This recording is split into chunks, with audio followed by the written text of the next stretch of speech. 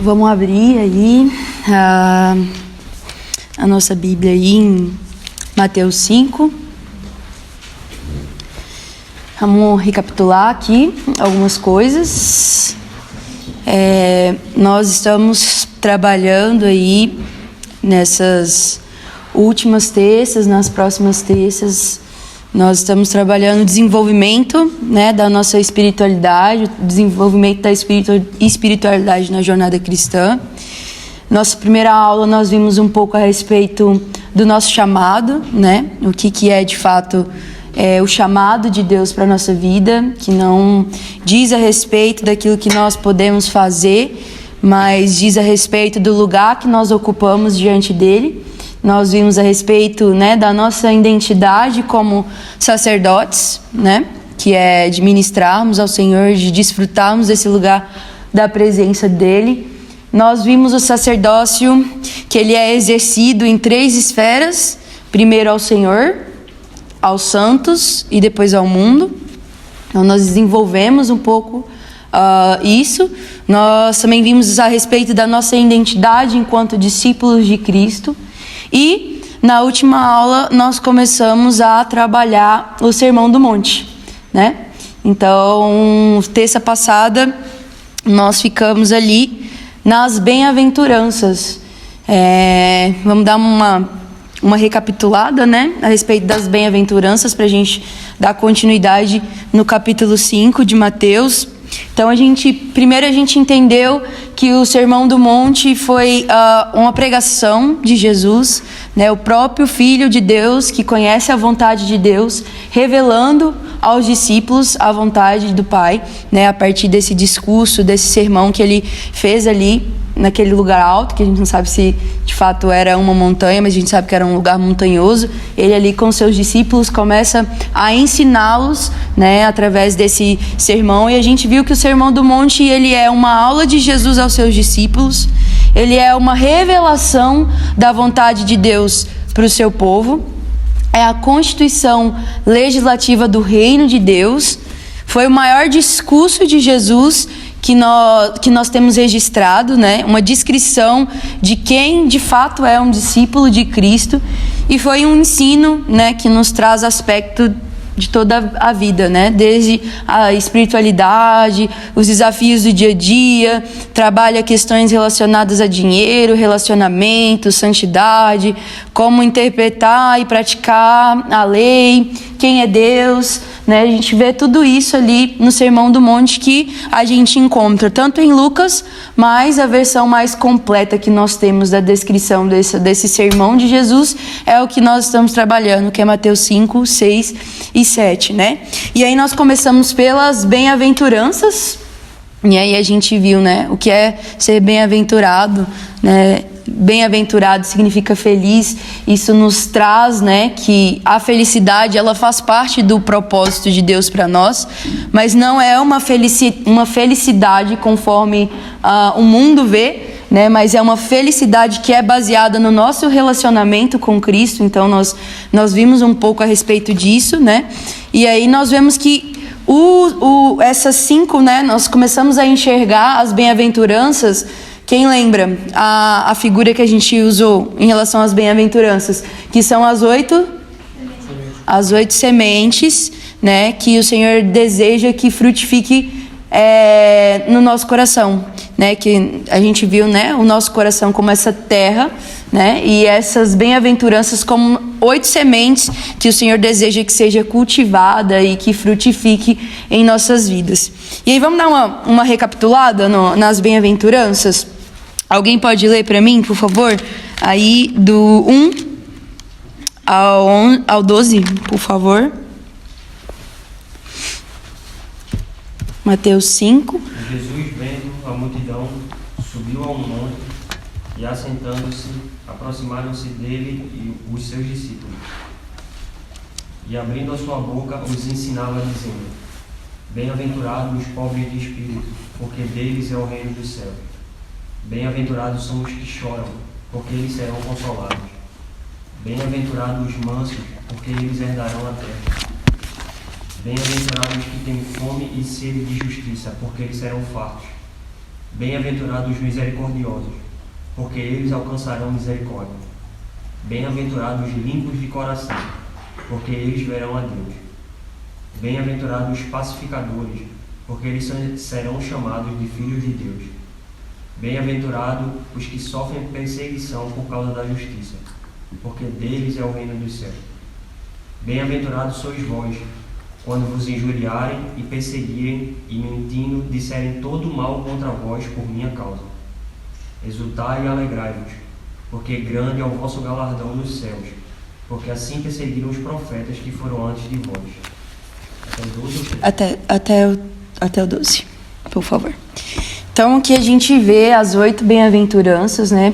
Que fala a respeito, né, do caráter, do interior de alguém que de fato é um discípulo de Cristo. Então, a gente falou um pouco, né, semana passada, que se nós queremos nos autoanalisar a respeito, né, se de fato nós somos discípulos de Cristo, nós devemos olhar para essas 8 bem-aventuranças e pelo menos enxergar essas bem-aventuranças sendo desenvolvidas na nossa vida mediante o Espírito, né? Então, primeiro a gente viu, bem-aventurados os pobres de espírito, e a gente entendeu que essa é a porta do Sermão do Monte, né? Essa é Jesus falando que feliz e quem tem o reino dos céus é aquele que é pobre em espírito. A gente entendeu um pouquinho a respeito do que é ser um pobre de espírito, né? A gente entendeu que converter é passar por esse lugar, que é um entendimento, né? Que nós não somos e não podemos fazer nada sem Deus. Então nós entendemos, né, que os pobres de espírito são esses, ao contrário, né, dos ricos de espírito, que são orgulhosos, autossuficientes, né? Os pobres de espírito são aqueles que reconhecem que são pó, que reconhecem que são carentes e necessitados de Deus e que sem Deus eles não podem ser e nem fazer nada, né? E nós entendemos que Jesus ele começou com isso porque somente através disso nós vamos conseguir ver o restante das bem-aventuranças das nossas vidas, quando a gente reconhece que, cara, nós não conseguimos viver isso sem Deus, né? Nós só podemos viver isso, né, se nós entendermos que nós não somos nada e que nós precisamos de fato do Senhor. E aí a gente viu, né, bem-aventurados que choram, que é o quê? É uma continuação da primeira bem-aventurança. Quando nós reconhecemos que nós, né, somos pecadores, quando nós reconhecemos que nós necessitamos de Deus, então a gente entra nessa outra bem-aventurança, que é os que choram. A gente viu que não é um choro qualquer, mas é um choro de lamento, né? Um choro de lamento quando nós percebemos e reconhecemos a nossa situação diante de Deus, o quão pobre nós somos diante de Deus. Então nós vimos que esse choro na qual Jesus está falando que nós vamos ser consolados, é esse choro na qual nós nos lamentamos pela nossa condição de pecado, pela nossa condição de fraqueza, pela condição de fraqueza, né, do povo. A gente viu que Israel, né, quando fala a respeito disso, era do povo judeu, que eles sempre estavam se lamentando, né, pela condição de desobediência deles, do povo, né, em relação aos mandamentos de Deus. Então nós vimos que, né, aqueles que são pobres em espírito, né, que reconhecem quão necessitados eles são de Deus, eles também são levados a esse lugar de lamento, né? Eles também são levados a esse lugar de arrependimento, né? E nós falamos a respeito de como que as nossas emoções, elas também devem responder a esse lugar de arrependimento, né? Então nós choramos e lamentamos pela nossa miséria.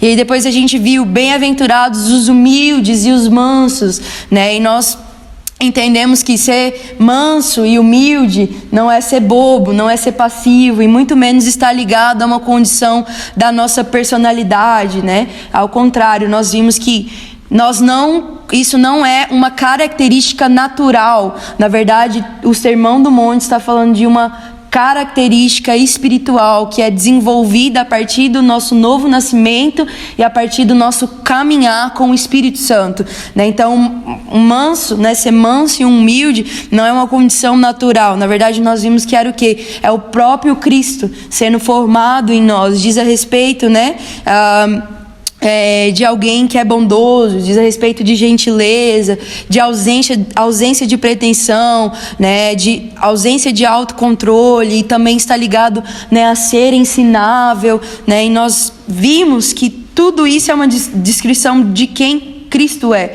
né? Então nós também entendemos que o Sermão do Monte, ele não é apenas um ensino de Cristo para os seus discípulos, mas é uma descrição do caráter do próprio Cristo, né? Então nós vimos um pouco a respeito disso.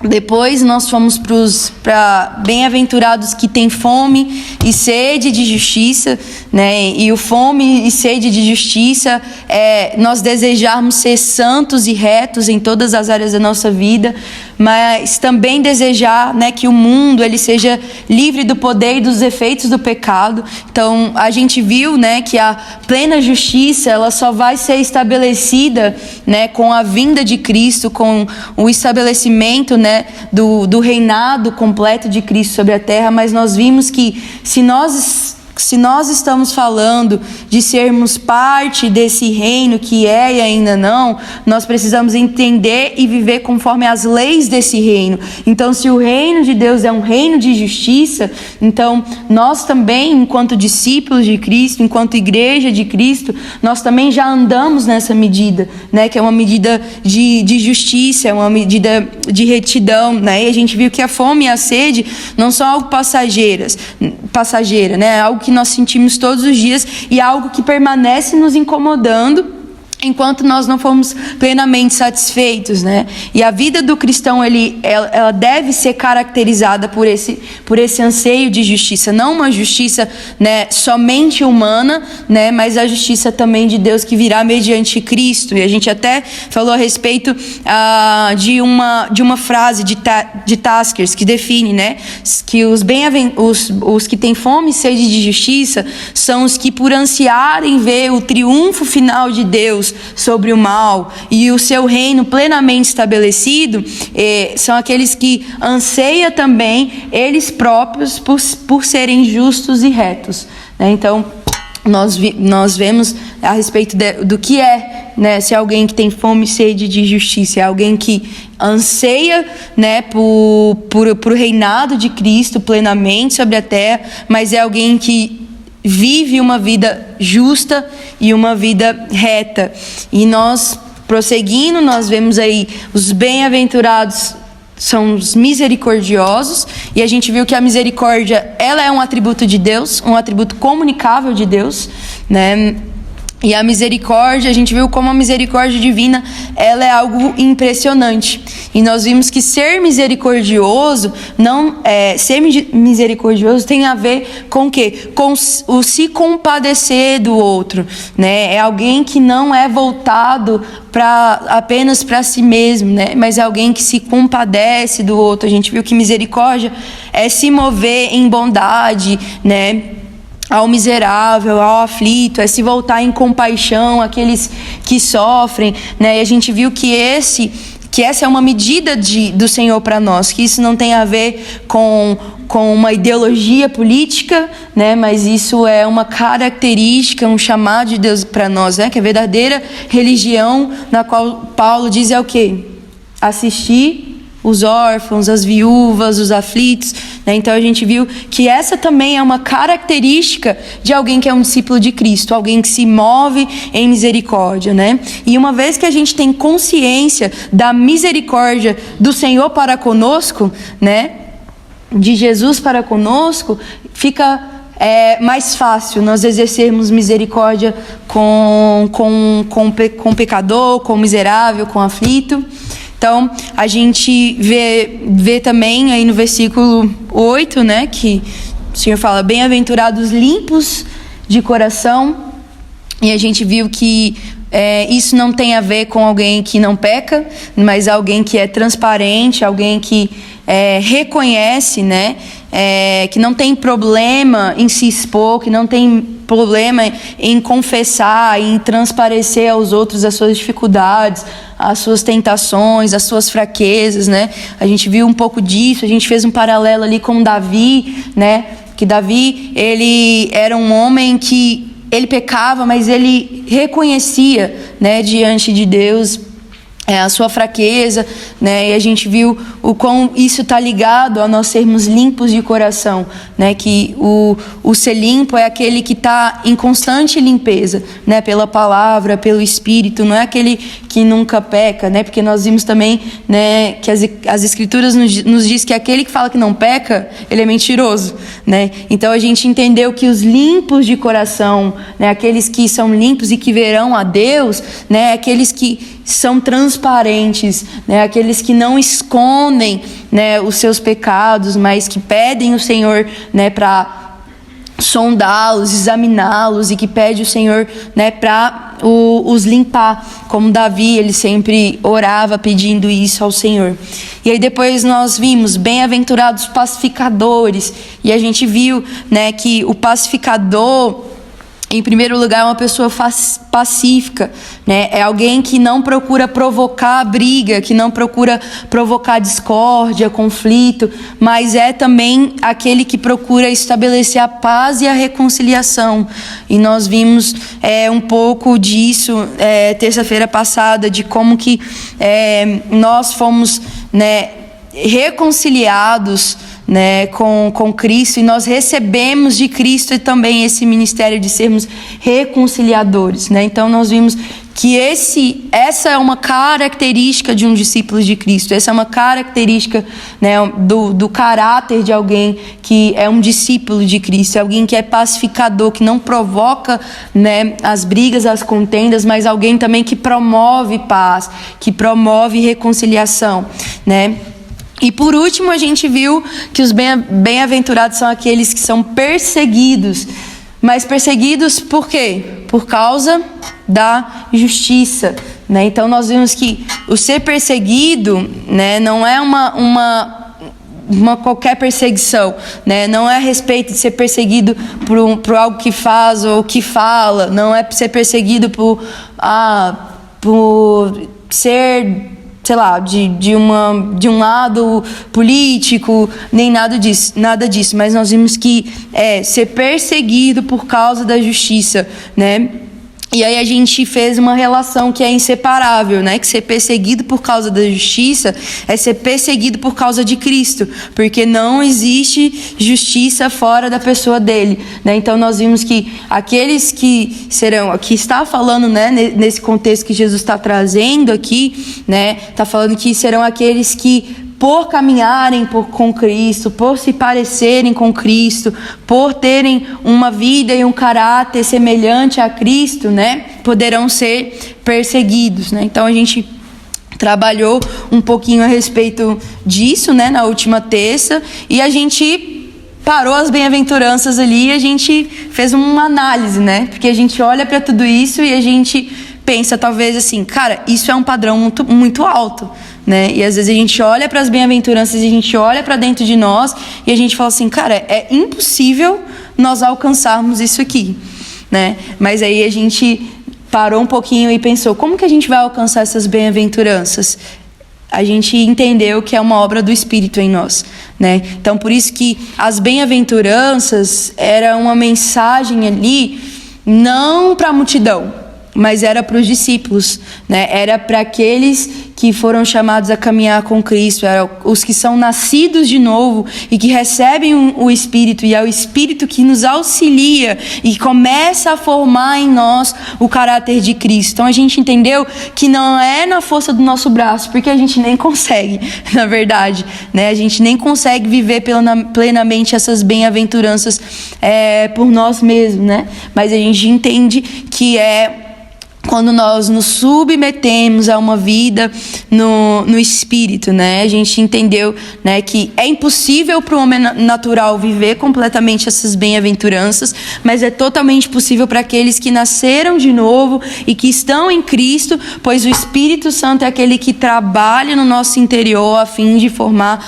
Cristo em nós. E a gente entendeu que isso é um processo, né? Então nós vamos sendo aperfeiçoados, é algo que vai ser desenvolvido, né, durante toda a nossa jornada cristã. Essas bem-aventuranças vão ser desenvolvidas e amadurecidas, né, em nós a partir, né, desse momento que nós começamos a caminhar com Cristo, que nós submetermos a uma vida no Espírito, né? Que nós não apenas recebemos da palavra, mas deixamos com que a palavra se torne viva em nós mediante a ação do Espírito. E a gente entendeu, né, que o Senhor está mais interessado, né, em quem nós estamos nos tornando. E o Sermão do Monte, ele fala muito do interior, né? Ele traz aqui, quando Jesus ele está ali trazendo essa mensagem tão importante aos seus discípulos, ele traz questões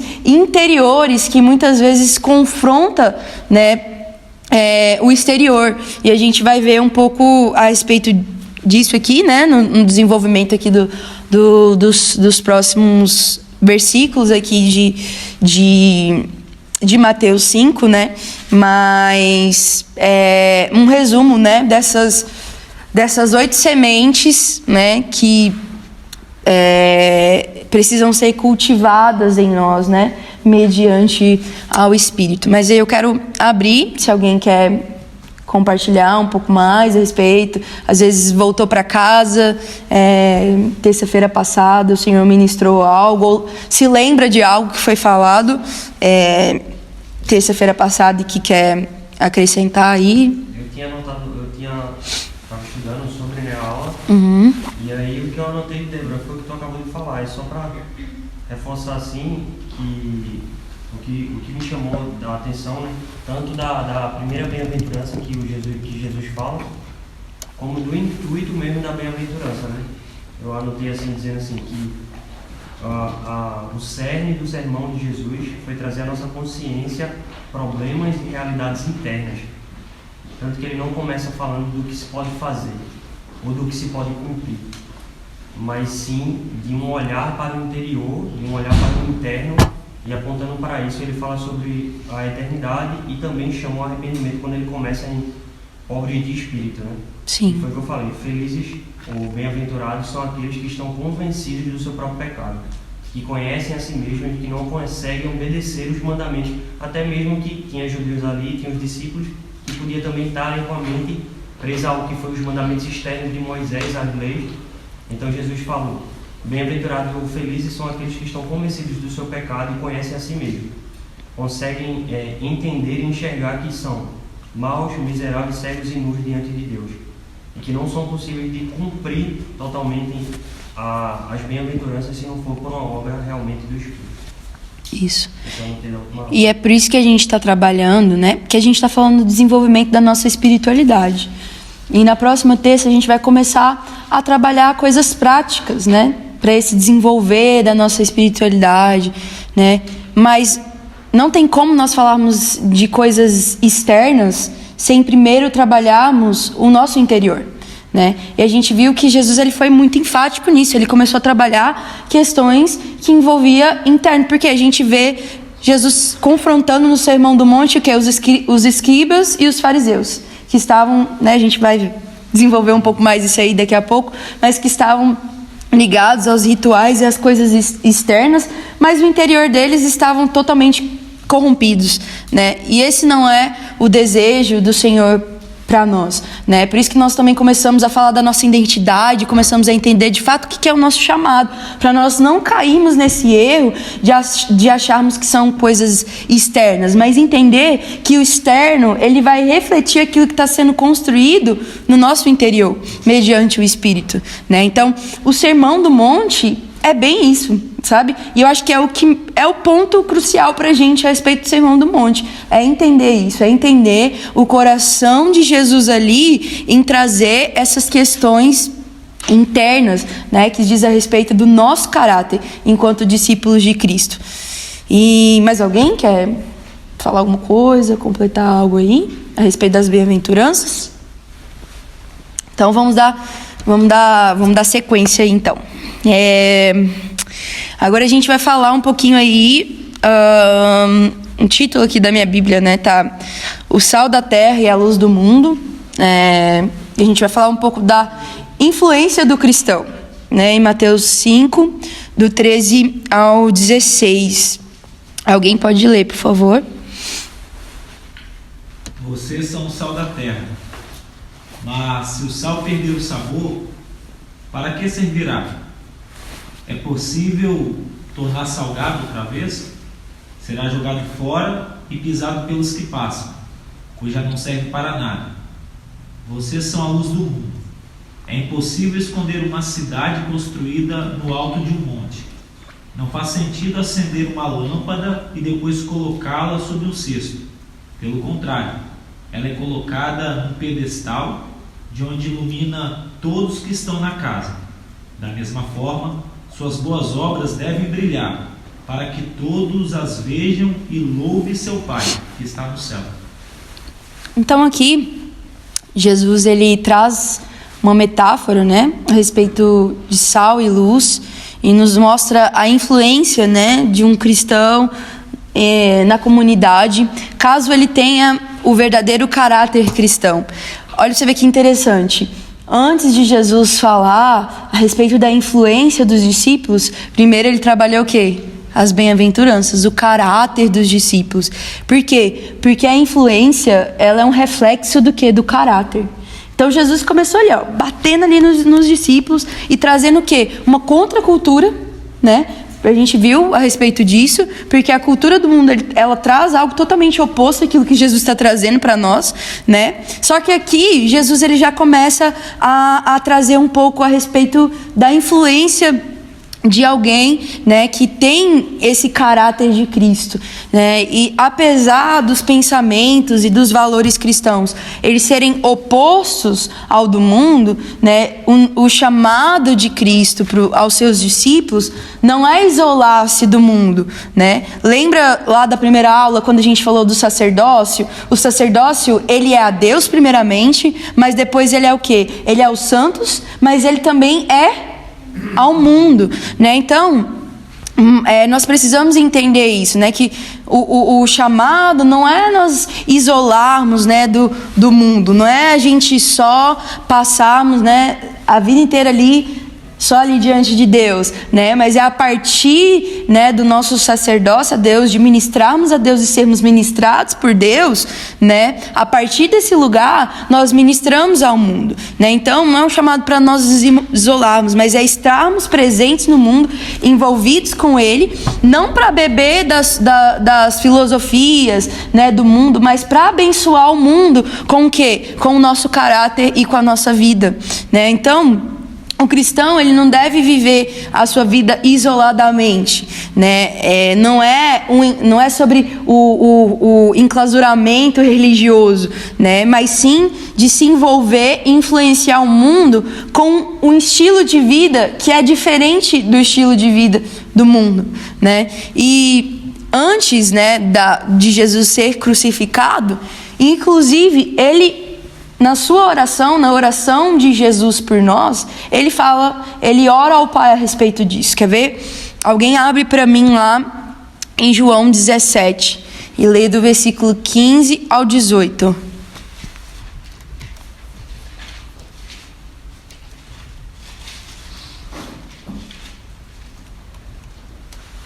Não peço que os tires do mundo, mas que os livres do mal.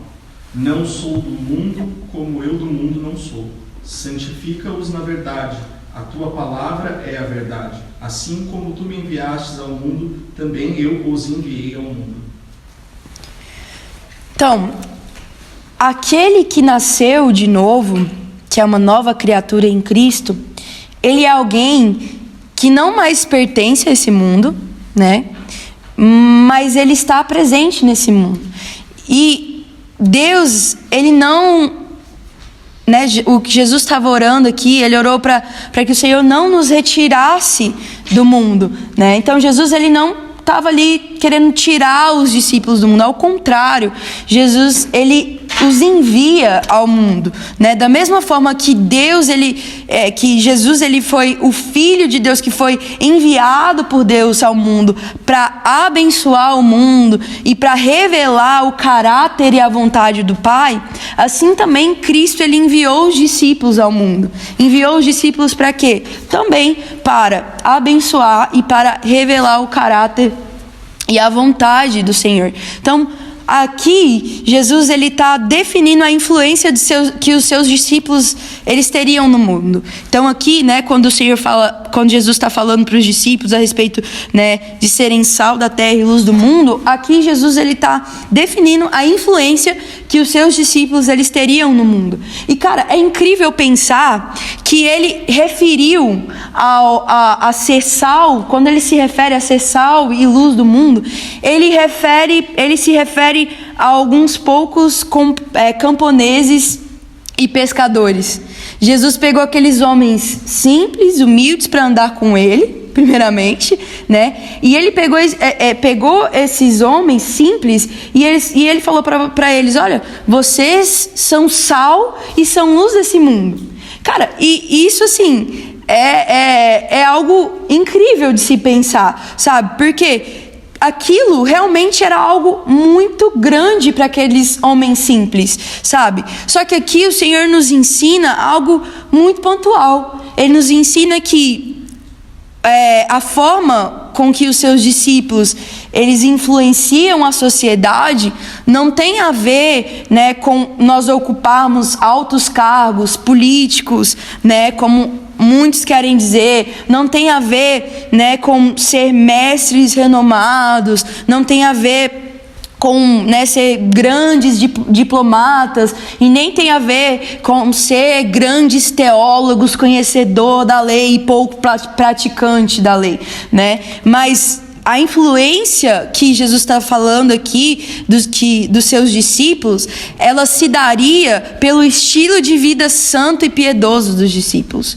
Por isso que Jesus ele começou com as bem-aventuranças. Então, a influência dos discípulos para a sociedade não tinha a ver com as posições, os cargos, os diplomas, mas tinha a ver, Jesus está falando que, né, isso a gente aprende, né, que tem a ver com o estilo de vida santo e piedoso que Cristo deixou para nós, descrito aqui no Sermão do Monte, né? E Jesus, ele sabia do potencial, né, existente em se viver conforme os padrões do seu reino em um mundo de trevas, né? A gente entendeu que o Sermão do Monte é o quê? É um padrão, né, do reino, né?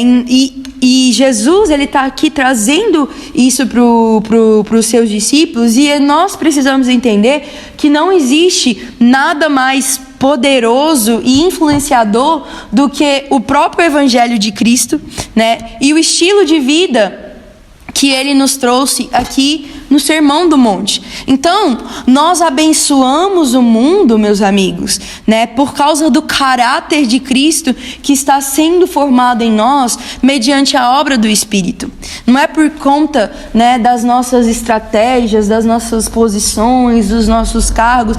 Talvez isso possa ser uma ferramenta, né, mas nós precisamos entender que nós abençoamos o mundo, nós somos uma resposta para o mundo mediante o quê? Ao caráter de Cristo que está sendo desenvolvido em nós mediante ao Espírito. Então, a influência dos discípulos estava ligado a isso. Está ligado a tudo isso que o Senhor traz aqui no Sermão do Monte. E aí ele usa duas metáforas. Ele fala assim: olha, vocês são sal e vocês são luz, né? E o que Jesus ele quis dizer com ser sal e luz do mundo, né? Algo interessante que nós precisamos considerar, né, a respeito disso, né? Primeiro que ele não disse vocês precisam ser sal e luz. Jesus ele poderia dizer que, olha, vocês precisam ser sal, vocês precisam ser luz, mas o que Jesus fala aqui? Vocês são, vós sois, né? Por quê? Por que ele disse isso? Jesus aqui, ele está afirmando a identidade deles em relação ao mundo. Ele não se trata daquilo que Jesus ele deseja que eles se tornem, mas do que eles já são na qualidade deles de discípulos. Então, na qualidade deles de discípulos, eles já são. Essa é uma identidade de alguém que é discípulo de Cristo, de quem vive conforme o padrão levantado por Jesus nas bem-aventuranças. Não tem como alguém que vive as bem-aventuranças se esconder ou passar desapercebido. Por quê? Porque a sua vida é tão diferente que ela o quê? Que ela é radiante, que ela ilumina, né, aqueles que estão ao redor, e é impossível de não ser notada, né? E quem vive conforme os padrões levantados por Jesus nas bem-aventuranças é esses, sabe? E não há necessidade de se esforçar para ser luz e para ser sal. Não há necessidade desse esforço, né? Um discípulo não necessariamente ele está ali se esforçando para ser luz, para ser sal. Não, essa é a identidade daqueles que vivem as bem-aventuranças. Essa é a identidade daqueles que têm o caráter de Cristo sendo desenvolvido pelo Espírito em suas próprias vidas, né? E o que é ser sal? O que é ser luz? Então, o sal, ele possui muitas variedades de uso, né? Primeiro, quando a gente pensa no sal, a gente pensa no quê? Em algo que dá sabor na comida. Só que nós precisamos entender que o contexto também na qual Jesus estava dizendo a respeito disso. Porque o sal, ele não era apenas usado como um condimento, mas ele era usado naquela época como um preservativo, né? Não existia geladeira, não existia frigorífico, freezer. Então, o que as pessoas elas faziam, né, nas épocas antigas? Elas usavam sal como um preservativo da carne. Então, elas salgavam a carne para que a carne ela não se perdesse, né? Essa era uma técnica comum a todos naquela época. E provavelmente esse era o aspecto ou a característica do sal que Jesus ele está querendo enfatizar aqui, né? Assim como o sal naquela época, né, ele agia combatendo, e até hoje, né, combatendo o que apodrece a carne, o cristão ele deve agir, né, de forma a impedir que se prolifere aquilo que deterioriza o mundo, que é o quê? Pecado, né? Não existe nada mais deteriorizante, né, do que o pecado. Então, a vida cristã, quando vivida de fato, né, em sua essência, ela se opõe a tudo aquilo que é pecaminoso. Então, quando Jesus está falando para os discípulos, olha, vocês são sal desse mundo, Jesus está não apenas falando, vocês vão salgar o mundo, vocês vão trazer um tempero de Cristo no mundo, mas ele está também falando que eles serão aqueles que se opõem a tudo aquilo que é pecaminoso, né? E quando Jesus fala para os discípulos sobre ele ser luz, o que ele estava trazendo a respeito disso, né? As Escrituras nos diz que o mundo ele já jaz em trevas, né? Mas nós que cremos em Cristo, nós recebemos, né, pela graça, pela sua graça, né? Nós Nós temos os olhos do nosso entendimento iluminados pela verdade do Evangelho. Então, dos nossos olhos foi retirado pela graça de Cristo, né? Foi retirado as escamas da incredulidade. E assim, nós passamos o quê? Das trevas para o quê? Para a luz. Como Paulo fala, né? Essa luz, ela penetrou no nosso interior e dissipou as trevas que antes nos dominavam e nos impedia de ver quão abominável era o nosso estilo de vida e as obras que nós praticávamos. Paulo fala que Deus nos tirou do império das trevas e nos colocou aonde? No reino. Então, essa luz, né, é o quê? É o próprio Cristo. Então, agora a natureza de Cristo, ela veio fazer parte daquilo que somos. E em certo sentido, nós nos tornamos aquilo que Cristo é. O Sermão do Monte é sobre isso. Discipulado é sobre isso. quando nós falamos de discipulado, nós estamos falando, né, de uma jornada de nos tornarmos parecidos com Cristo. A luz do Evangelho de Cristo tornou-se parte integrante do nosso ser. Por isso, Jesus diz aos seus discípulos: olha, vocês são a luz do mundo. Vós sois a luz do mundo. Né? Essa luz manifesta-se através de quem somos e através daquilo que nós fazemos. Né? E nas palavras de John Stott, ele diz: o caráter do cristão, conforme descrito nas bem-aventuranças, e a influência do cristão, conforme definida nas metáforas do sal e da luz, estão organicamente relacionadas uma com a outra. Nossa influência depende do nosso caráter. Isso John Stott ele fala, né, a respeito do Sermão do Monte. Então, né, sermos sal e luz está totalmente ligado ao quê? Ao nosso caráter, que foi aquilo que Cristo desenvolveu ali nas bem-aventuranças e continua desenvolvendo ao decorrer ali do Sermão do Monte. Então, Jesus ele conferiu aos discípulos, ele deu aos discípulos o privilégio de serem sal e luz do mundo, contanto que vivessem pelas bem-aventuranças. Então, resumindo, né, nós somos felizes e abençoados por estarmos em Cristo, né? E é por causa dessa nossa união com Cristo, né, que nós podemos produzir muitos frutos. E esses frutos, eles trazem o quê? Salvação. E eles promovem a glória de Deus no mundo. E esse é o cerne da vida cristã. Nós somos felizes e abençoados por estarmos com Cristo. E é por causa da nossa união com Ele que nós podemos produzir muitos frutos.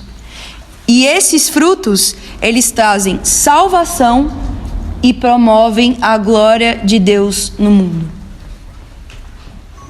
Então nós damos frutos quando nós estamos em Cristo.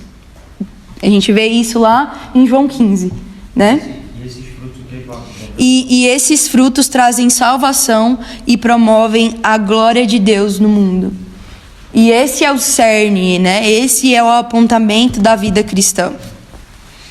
Então, o Senhor nos chama a sermos essa influência no mundo, né? E essa influência está totalmente ligado ao caráter de Cristo sendo desenvolvido em nós, na nossa jornada com o Senhor. Amém? Então vamos para o próximo tópico aí, ó. Jesus cumpre a lei. Versículo 17 ao 20. Alguém pode ler, por favor? Não pensem que eu vim abolir a lei de Moisés ou os escritos dos profetas. Vim cumpri-los. Eu lhes digo a verdade. Enquanto o céu e a terra existirem, nem a menor letra ou menor traço da lei desaparecerá até que todas as coisas se cumpram. Continuar? Pode. Até o 20, por favor. Portanto, quem desobedecer até o menor mandamento e ensinar outros a fazer o mesmo, será considerado o menor do reino dos céus. Mas aquele que obedecer à lei de Deus e ensiná-la será considerado grande no reino dos céus. Eu os advirto, a menos que sua justiça supere muito a justiça dos mestres da lei e dos fariseus, vocês jamais entrarão no reino dos céus. Então aqui, Jesus ele começa a falar sobre a lei, né? E aqui, eu acredito que Jesus ele previne os discípulos de pensar que o ensinamento que ele está trazendo é contrário a tudo aquilo que antes, né, foi estabelecido na lei de Moisés e nos profetas. Jesus aqui, ele está dizendo que o seu ensino, ele não anula e nem contradiz qualquer ensino ou instrução exposto no Antigo Testamento, né? Então, qual que deve ser a nossa relação com a lei? Qual que deve ser a nossa relação com aquilo que o Senhor trouxe a partir ali, né, de Moisés? Muitos supõem que uma vez, né, que Jesus cumpriu a lei, o cristão ele não tem esse dever. Essa muitas vezes é a nossa mentalidade. Não, Jesus cumpriu a lei, então eu não tenho dever nenhum com a lei, né? Porque Cristo já cumpriu por mim a lei, né? Mas esse, meus amigos, é um pensamento totalmente equivocado, né? O próprio Jesus, né, sabendo da confusão que isso poderia produzir na mente ali dos seus discípulos, ele imediatamente trouxe e rebateu esse pensamento, né, dizendo aí no versículo 19: todo aquele que desobedecer a um desses mandamentos, ainda que menores, e ensinar a outros a fazerem o mesmo, será chamado menor no reino dos céus. Mas todo aquele que praticar e ensinar esses mandamentos será chamado grande no reino dos céus. Quando Paulo, ele diz, né, em Romanos, que, né, nós, cristãos, crentes, né, não estão mais debaixo da lei, e sim debaixo da graça, isso está lá em Romanos 8,14, né, ele não está dizendo, né, porque muitos usam desse versículo, né, a respeito dessa questão da lei. Ele não está dizendo, né, que nós, cristãos, nós devemos desprezar a lei de Deus, né.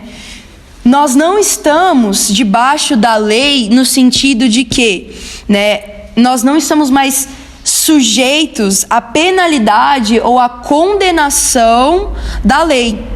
Porque Cristo, ele morreu para cumprir essa condenação, né? Então nós não somos mais condenados e penalizados a partir da lei. E lembrando que o Sermão do Monte, o Senhor está confrontando os escribas e os fariseus, aqueles que eram o mestre das leis, né? E nós vamos discorrer um pouquinho mais a respeito disso daqui a pouco. Mas nós precisamos entender, né, que nós não estamos mais sujeitos à penalidade, porque Cristo já tomou essa condenação e essa penalidade sobre ele. Mas aqueles que pensam, né, que por não mais haver condenação podem viver deliberadamente em pecado, cara, tá enganado, né? E, infelizmente, isso é algo que está se alastrando aí de forma surreal no meio da igreja.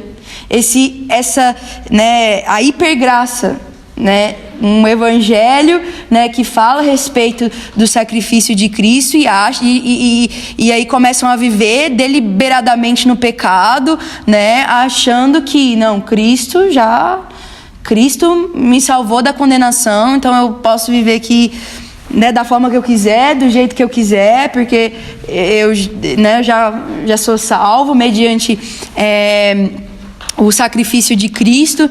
E, cara, abre comigo em Hebreus 10.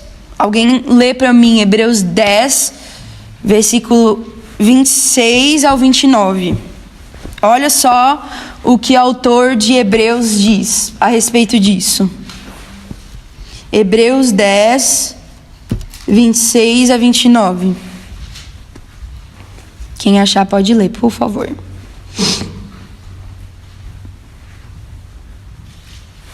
Porque se pecarmos voluntariamente, depois de termos recebido o conhecimento da verdade, já não nos resta mais sacrifício pelos pecados, mas uma carta de expectação horrível de juízo e ardor de fogo que há de devorar os adversários. Quebrantando também alguém a lei de Moisés, morre sem misericórdia, só pela palavra de 2 ou 3 testemunhas. De quanto maior castigo cuidais vós, será julgado merecedor aquele que pisar o Filho de Deus e tiver por profano o sangue do testamento como foi santificado e fizer agravo ao Espírito da graça. Cara, isso é pesado. Isso aqui é pesado. Porque o autor de Hebreus aqui, ele está falando assim, olha, se continuarmos a pecar, né, de forma deliberada, depois de nós termos recebido o conhecimento da verdade, então, já não resta sacrifício que cubra esse pecado.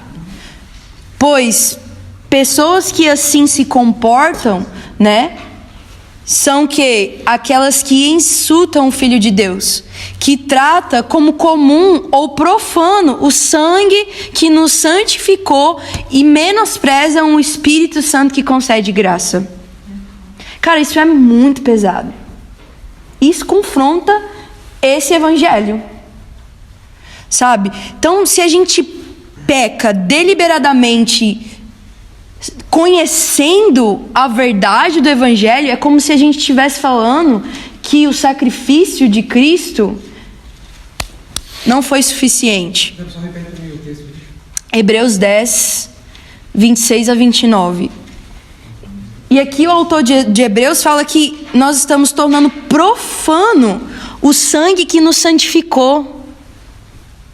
Então a graça de Deus concedida por Cristo não foi simplesmente para nos perdoar do nosso pecado. E é esse o ponto, porque a graça, ela não veio mediante Cristo apenas para nos perdoar do pecado, mas ela vem para nos dar poder sobre o pecado. Pode falar. Também da segunda carta de Pedro, que é mesmo nesse sentido, né, de Hebreus, 2 Pedro 20, capítulo 2, versículo 20. E quando alguém escapa da maldade do mundo, ao conhecer nosso Senhor e Salvador Jesus Cristo, mas depois se deixa emaranhar e se escravizar novamente pelo pecado, está pior que antes. Teria sido melhor nunca haver conhecido o caminho da justiça do que, conhecendo, rejeitar a ordem recebida para viver de modo santo. Nele se confirmam os provérbios: o cão volta a seu próprio vômito e a porca lavada volta a revolver-se na lama. Qual texto, Pedro? 2 Pedro 2, de 20 a 22. E aí? Tem aquele também que quando o homem é liberto, que sai o demônio e aí vai para lugares áridos, e quando ele vê que ele volta e vê que a casa está vazia e limpa para ele volta com mais uma legião. E aí a palavra de Deus fala assim: logo a situação deste homem era pior, se torna pior do que antes. Mais um texto que eu gosto muito a respeito disso. Abre aí alguém para mim, por favor. Tito 2, 11 a 14. Pois Deus revelou a sua graça para dar a salvação a todos. Essa graça nos ensina a abandonarmos a descrença e as paixões mundanas e a vivermos nesse mundo uma vida prudente, correta e dedicada a Deus. Enquanto ficamos esperando o dia feliz em que aparecerá a glória do nosso grande Deus e Salvador Jesus Cristo. Lê de novo o 11, por favor, Isa. Pois Deus revelou a sua graça para dar Peraí. a salvação a todos. Deus revelou a sua graça para o quê? Para a salvação. Então, primeiro, a graça vem para quê? Salvação. Continua, Isa. Até o 14, né? O versículo 11. Continua ele. Da salvação. Agora é 12, né? Vai. Pois Deus revelou a sua graça para dar a salvação a todos. Uhum. Essa graça nos ensina a abandonarmos a descrença. Peraí. Então, essa graça que nos trouxe salvação, ela nos ensina a abandonar a descrença. Continua. E as paixões mundanas. E as paixões mundanas. Continua. E a vivermos nesse mundo uma vida prudente. Segura. E a vivermos nesse mundo uma vida prudente. Lloyd Jones, ele fala o seguinte: se a graça que recebemos não nos leva a guardar a lei, então significa que o que recebemos não foi a graça de Cristo. Ele define a graça de Deus como um maravilhoso dom divino, que tendo libertado um indivíduo da maldição da lei, isso é, da condenação da lei, agora lhe dá força para observar a lei e ser reto, assim como Cristo era reto. Lembra que eu comentei com vocês que o Sermão do Monte era, e a gente vai ver isso agora mesmo, a gente vê Jesus pegando a lei de Moisés, e é como se Jesus ele não estivesse anulando, mas ele estivesse reensinando isso para os discípulos e ensinando os discípulos a como viver a lei. A gente vai ver isso. Então, a consequência de Cristo vir e cumprir a lei, amigos, não é para nos isentar de obedecer a ela, mas nos dá poder para fazê-la. Porque, cara, a gente viu. Se Cristo é o cumprimento de toda a lei, nós em Cristo também cumpriremos. É a medida da graça. O povo não conseguia cumprir a lei que Deus estabeleceu. E Deus sabia disso, por isso ele enviou Cristo. As leis foram dadas para tentar trazer pelo menos uma ordem ali no caos do mundo, né? Então a gente precisa entender que Cristo ele vem, e ele não vem para nos isentar de obedecer, ele vem na verdade para nos ajudar a mantermos um padrão e uma conduta que refletem, né, o reino de Deus. Jesus ele cumpre a lei escrevendo no coração de seus discípulos mediante o ministério do Espírito. Então Jesus vem e ele escreve no coração dos discípulos a lei, mediante ao Espírito. Então, hoje, essa lei, ela é escrita nos nossos corações mediante ao Espírito. Então, meus amigos, Jesus ele não veio para facilitar as coisas, tornando, né, as coisas, né, menos severas e exigente, né, a respeito da lei. Pelo contrário, ele disse aí para os seus discípulos no versículo 20: se a vossa justiça não superar a dos escribas e dos fariseus, de modo nenhum entrareis no reino dos céus. E o que isso significa? Jesus virá e falar assim para os discípulos: olha, se a justiça de vocês não superar a dos escribas e dos fariseus, vocês não vão entrar no reino dos céus. O que significa isso? Para nós entendermos a radicalidade dessas palavras de Jesus, a gente precisa entender quem eram os escribas e os fariseus, no qual Jesus se referiu aqui. E esses caras eram o que? Eram os santarrões daquela época. Os escribas e os fariseus, eles eram famosos o quê? Pelas suas dedicações às escrituras, pelas suas práticas espirituais e pelos seus ritos de purificação. Eles eram chamados o quê? Os doutores, os mestres das leis.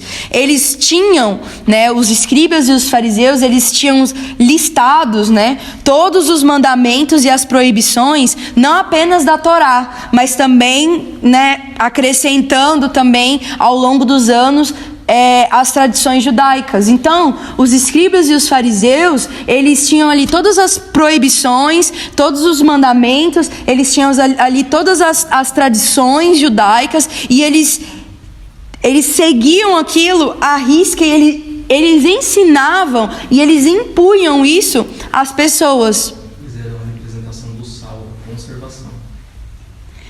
E era impossível superar eles nessas práticas, os escribas e os fariseus, né? E quando Jesus ele fala, né, que a justiça do cristão ele deve exceder a muita justiça dos escribas e dos fariseus, o que Jesus estava querendo dizer com isso? Ele estava dizendo que a nossa justiça ela deve exceder as exigências religiosas externas. Porque era isso que os escribas e os fariseus eles viviam. Eles viviam as questões externas. Porque como nós vimos na aula passada, a gente viu Jesus confrontando em várias passagens das Escrituras o interior dos fariseus. Então não adianta, né, as práticas serem boas. E é isso que Jesus está tentando falar aqui. Não adianta as práticas serem boas se as motivações e as intenções não são. E era isso que os escribas e os fariseus viviam. Eles viviam aquela capa religiosa, eles viviam ali aquela questão externa, mas o seu interno, ele não era santificado, né? E aí tem um autor, gente, eu não vou saber pronunciar o nome dele, tá bom?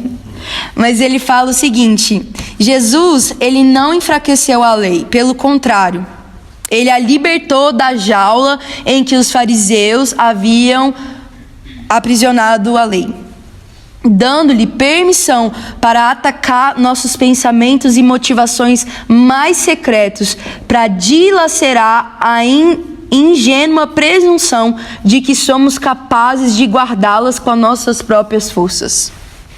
Então, os fariseus e os escribas, eles se orgulhavam porque para eles conseguiam ali, né, viver aqueles mandamentos, viver aquelas tradições, aquelas purificações externas em suas próprias forças. Mas Jesus fala para eles, olha assim, por fora tá lindo, mas por dentro um sepulcro caiado. O Sermão do Monte nos confronta o quê, gente? O nosso interior. Eles tinham todas as características visuais de um sal, só não tinham sabor. Fala de novo, meu amigo. Eles tinham todas as características visuais de sal, só não tinham sabor. Esse eram os escribas e os fariseus. E aí, Jesus fala, a sua justiça deve exceder desses caras. Por quê? Porque não é sobre sua aparência, mas é sobre o interior.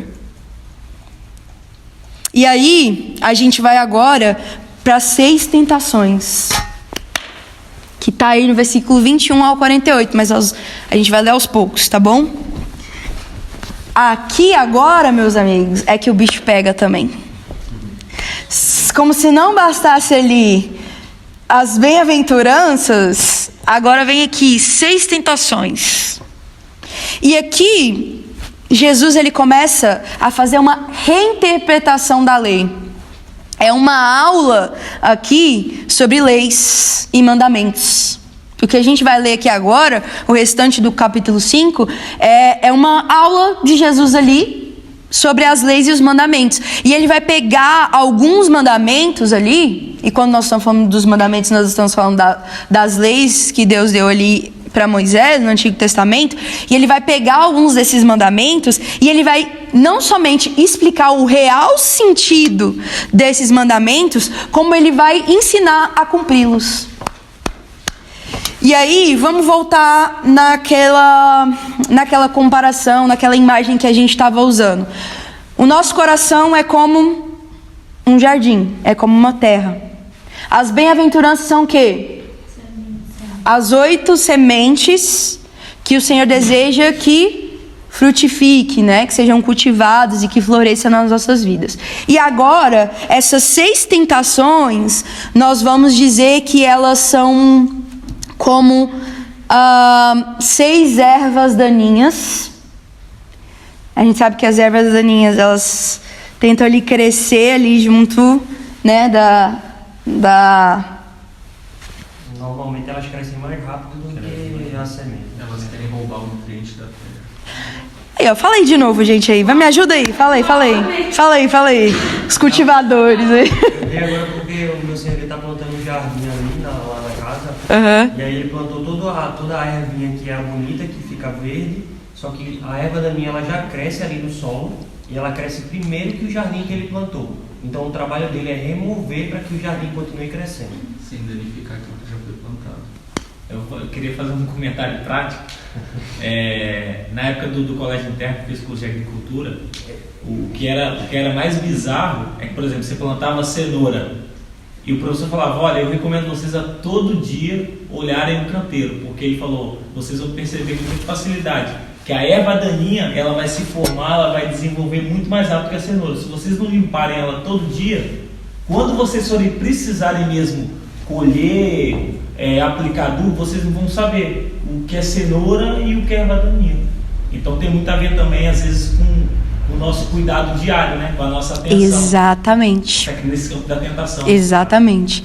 Então eu quero usar esse exemplo exatamente por conta disso. Porque se o nosso coração é essa terra, as bem-aventuranças são essas 8 sementes que estão sendo desenvolvidas pelo Espírito em nós, que o Senhor deseja, que é um desenvolvimento, que não é algo instantâneo. As 6 tentações que nos diz a respeito da eu sempre bugo nessa palavra. Obrigada. Fala de novo. Da carne. Obrigado, galera. Isso precisa ser arrancado do jardim do nosso coração. E nós precisaremos de uma atitude de resistência ao cultivar o jardim e cuidar dele, para que o pecado não cresça e ache lugar em nós. Então é algo diário. É algo que a gente vai ter que sondar todos os dias. E que nós vamos precisar também, como os meninos falaram, arrancar. Sozinhos? Não. Mas nós não podemos deixar com que isso cresça em nós. Então, essas 6 tentações são Fala de novo aí. Obrigado. Não consigo, gente. Buga. Naturais, que são frutos da queda, né? São parte da nossa velha natureza pecaminosa, da natureza que ainda existe em nós, tá? Que habita em nós ainda. Nós não estamos ainda livres dessa natureza. O velho homem está aqui, querendo gritar todo dia, né? Acho que é Spurgeon que fala, né? Que ele pensava que o velho homem tinha morrido nas águas do batismo, né? Mas o miserável está gritando todo dia, né? Então a gente tem essa natureza ainda dentro de nós. E embora a gente tenha sido regenerado pelo Espírito e justificado em Cristo, né, nós ainda estamos no processo de santificação, né? Nós estamos nesse processo, nesse desenvolvimento da nossa espiritualidade. Então, né, é um processo, né? E o cristão, ele é alguém que está nesse processo, no processo do quê? De se livrar da antiga natureza, né? Da natureza pecaminosa e de se revestir de quê? Da nova natureza em Cristo Jesus. E é nesse processo que nós aprendemos a aplicar a graça de Deus na nossa vida cotidiana. E a gente vê Jesus trazendo isso. Jesus escolheu 6 temas, ele escolheu 6 temas distintos em relação à obediência da lei, para exemplificar a natureza da justiça que seus discípulos deveriam ter. Então ele termina lá a parte ali, né, do Jesus cumprir a lei. Ele fala que o que a gente viu? Que os discípulos, eles precisavam ter uma justiça que o quê? Excedia dos escribas e dos fariseus, certo? Que era o quê? Os cumpridores das leis. Então aqui Jesus, ele vai exemplificar a natureza da justiça que os seus discípulos deveriam ter. E essa justiça, ela é mais elevada do que as dos escribas e dos fariseus. E por que ela é mais elevada? A gente vai ver agora. Vamos lá. Primeiro, ira, ou melhor, aqui está como homicídio para mim o título. O homicídio, né? Homicídio, e diz a respeito da ira contra os nossos irmãos. Alguém pode ler para mim, por favor, do versículo 21 ao 26. Vocês ouviram o que foi dito aos seus antepassados. Só um minutinho, meu amigo. Gente, vamos prestar bastante atenção, tá bom? Se você tá com a sua Bíblia aí, abre ela. Vamos ler junto para a gente compreender. Pode seguir. Vocês ouviram o que foi dito aos seus antepassados. Não assassine. E quem assassinar estará sujeito a julgamento. Mas eu digo a vocês que qualquer que se irá contra o seu irmão estará sujeito a julgamento. Do mesmo modo, qualquer um que disser a seu irmão, tolo, será levado ao tribunal. E qualquer que disser, insensato, corre o risco de ser lançado no fogo do inferno. Jesus pegou o 6º mandamento aqui. Êxodo 20, versículo 13, que é o quê? Não matarás. Ele pegou o 6º mandamento e ele iniciou tomando esse exemplo a situação mais drástica da lei, que era o quê? O assassinato. Para demonstrar até onde vai a profundidade da lei de Deus. Então Jesus aqui pegou logo assim, ó, o mais drástico ali, ó. Não matarás. E ele começou a explicar e a falar a respeito disso. E cara, ele associou. Isso é doideira pensar. Jesus associou o ato de assassinar com o quê? Com um sentimento de ira. Dizendo que o pecado ou a quebra da lei não consiste simplesmente na consumação do ato de assassinar, mas no próprio sentimento irado direcionado a alguém. Então os escribas e os fariseus, eles consideravam a si mesmos justos diante de Deus e dos outros pelo fato de que deles não cometerem assassinatos. Então, a gente não mata ninguém. Os escribas e os fariseus pensavam, né? A gente não mata ninguém, a gente não assassina ninguém, né? E eles pensavam que eles poderiam insultar, que eles poderiam amaldiçoar uma pessoa e que eles poderiam até ferir a pessoa, desde que eles não chegassem às últimas consequências, que era o quê? A morte, o assassinato. Porque era isso que a lei de Moisés falava, né?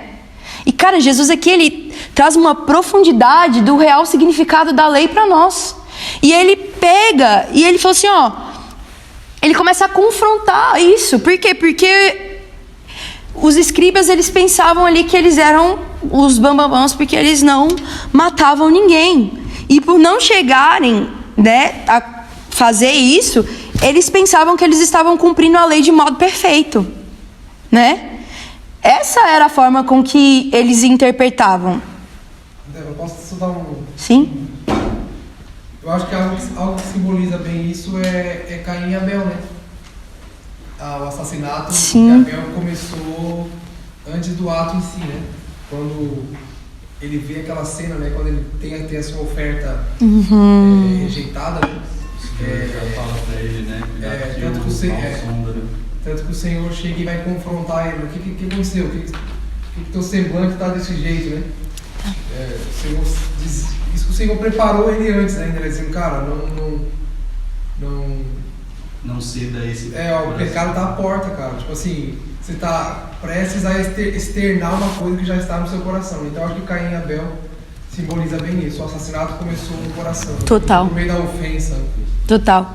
E cara, e aqui Jesus ele não está acrescentando, né, tipo um mandamento à lei de Deus, e ele nem está substituindo. O que Jesus está fazendo aqui, ele está levando o 6º mandamento ao seu nível mais profundo. E ao aprofundar no sentido desse mandamento, Jesus ele estava exemplificando para os seus discípulos como exercer uma justiça superior dos escribas e dos fariseus. 1 João 3,15. Alguém lê para mim, por favor? Olha para você ver. João, ele reafirma essas palavras de Jesus. 1 João 3,15. Quem odeia o seu irmão é assassino. Vocês sabem que em nenhum assassino permanece a vida eterna. Cara, isso é pesado? Suave. Então, aqui Jesus ele começa sério. Ele fala assim, ó, talvez você não matou ninguém, mas se você sequer se irou com seu irmão, você já é passível de julgamento. E Jesus aqui, ele representa duas ações que ele tá julgando, que é o quê? Chamar o irmão de insensato e de tolo. E como a gente falou, o Sermão do Monte, ele é o quê? Ele é muito interior. Então, isso não está falando a respeito das palavras, porque quando a gente fala assim, o problema é chamar o irmão de bobo, de idiota, de tolo, de louco. Não é a respeito das palavras, né? Mas do nosso coração, da nossa maneira de enxergar o nosso irmão. E o significado dessas palavras é reduzir a nada uma pessoa. Quando você insulta uma pessoa com essas palavras, o significado disso é você reduzir essa pessoa a nada. E é isso que Jesus estava tentando trazer aqui. Só que às vezes a gente nunca xingou ninguém com palavras rancorosas, né? Alguns sim, mas outros talvez nunca chegou a xingar o outro com palavras rancorosas, né? Mas nós tivemos atitudes de achar que as pessoas não têm valor. E é disso que Jesus está falando. O que torna o Sermão do Monte ainda mais pontual para nós. O que torna a lei do Senhor ainda mais pontual para nós. Esse é o espírito do homicídio. É o quê? É o desejo de apagar uma pessoa. E para Deus, meus amigos, toda pessoa tem um valor, uma dignidade, né? Nós não somos autorizados por Deus a desvalorizar ou a reduzir ninguém. Quem dirá os nossos irmãos? Então, uma vez que a ira ela é algo extremamente terrível, a ponto de Jesus comparar a ira com o assassinato, nós devemos lidar com a ira o mais rápido possível. Por isso que eu quis trazer como uma erva daninha. Porque se começa a crescer, o que a gente tem que fazer? Arrancar logo? Senão, como nosso amigo deu uma aula aqui para nós, senão isso compromete o quê? Aquilo que está crescendo, compromete ali as bem-aventuranças do nosso coração. Não é que a gente vai ser pacificador se a gente se move em ira contra o nosso irmão. Não faz sentido, né? Então nós precisamos agir de forma mais rápida possível. E a primeira coisa que nós precisamos fazer é reconhecer que a ira ela é um pecado interior da qual nós precisamos nos arrepender. A ira é um pecado que nós precisamos nos arrepender. E essa é a primeira coisa que nós precisamos fazer. É reconhecer que é um pecado, primeiramente, e nos colocar num lugar de arrependimento. Né? No fundo, muitas vezes nós achamos que o mundo melhor seria se Deus não tivesse, às vezes, colocado tal pessoa. Às vezes a gente tem uma ira, um rancor tão grande com alguém que no fundo, nosso sentimento se é de ira, o nosso sentimento se Deus não tivesse colocado tal pessoa no mundo, o mundo seria melhor. E por mais que em alguns casos, né, não haja uma expressão visível, das vezes xingar e de falar e de insultar e de tal, por mais que muitas vezes não haja essa expressão visível, né, se esse sentimento, o sentimento de ira, ele for nutrido, nós nos tornaremos culpáveis diante de Deus. Pois ele não julga segundo a aparência. Mas o que ele julga? O coração. Cara, o buraco é muito mais embaixo. Então, nós não podemos postergar o arrependimento. Assim que esse sentimento ele é detectado em nós, o sentimento de ira, a gente precisa ser rápido em nos posicionar, de reposicionar o nosso coração. Nós devemos imediatamente levar aos pés da cruz de Cristo toda a ofensa. Porque a ira começa na ofensa. Então a gente deve levar imediatamente a Cristo a nossa ofensa, a nossa amargura e esse sentimento de ira. Pois somente assim a gente vai encontrar a graça para nos livrar desse mal que nós muitas vezes desejamos contra o nosso próximo. Isso é quando nós reconhecemos em nós, tá? É a ira no nosso coração. Mas e quando o meu irmão está irado comigo? Como que a gente procede? Talvez essa seria uma dúvida dos discípulos. Quando Jesus trouxe isso, talvez essa fosse uma dúvida que surgiria. Beleza, Jesus. Se eu ver que há ira em mim, então eu preciso colocar meu coração em arrependimento. Preciso levar, né, até o Senhor esses sentimentos. Mas e se a ira for do meu irmão comigo? Como que a gente procede? Cara, Jesus, ele conhece tão bem a natureza humana que ele já sabia que, por mais justa que uma pessoa ela possa ser ou procurar ser, uma hora ela vai acabar ofendendo alguém. Amigos, uma hora a gente vai acabar ofendendo alguém. E por isso que Jesus, ele vem e ensina exatamente sobre isso aí no verso 23. Alguém lê aí. Na verdade, 23 ao 26. Portanto, se você estiver apresentando a sua oferta diante do altar e ali se lembrar que o seu irmão tem algo contra você, deixe a sua oferta ali diante do altar e vá primeiro reconciliar-se com o seu irmão. Depois volte e apresente a sua oferta. Não demore para entrar em acordo com o adversário que pretende levar você ao tribunal. Faça isso enquanto ainda estiver com ele no caminho.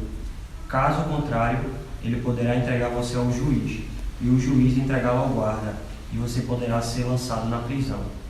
Em verdade lhe digo que você não sairá de lá enquanto não pagar o último centavo. Então aqui Jesus, ele pegou e ele usou duas situações para ilustrar como que a gente deve proceder nesse caso. A primeira, ele fala a respeito de alguém que está indo no templo oferecer sacrifício para Deus. E depois ele fala de alguém que está indo ao tribunal a fim de responder a alguma acusação. E em ambos os casos, Jesus, ele está o quê? Ele está ensinando aos seus discípulos, né, que se eles tivessem consciência que alguém estava ofendido ou irado contra eles, o que eles deveriam fazer? Eles deveriam imediatamente promover o quê? A reconciliação, que é o quê? É uma das bem-aventuranças que a gente viu, os pacificadores. Isso é uma bem-aventurança, né? Os pacificadores não é só quem promove paz, mas que também promove reconciliação, né? Então, Jesus está aqui dizendo, se você sabe que o seu irmão, ele de alguma forma está ofendido e irado com você, você tem que ir lá resolver com ele. E John Stott, ele interpreta essas palavras de Jesus da seguinte forma. Ele fala assim, peraí que eu saí aqui.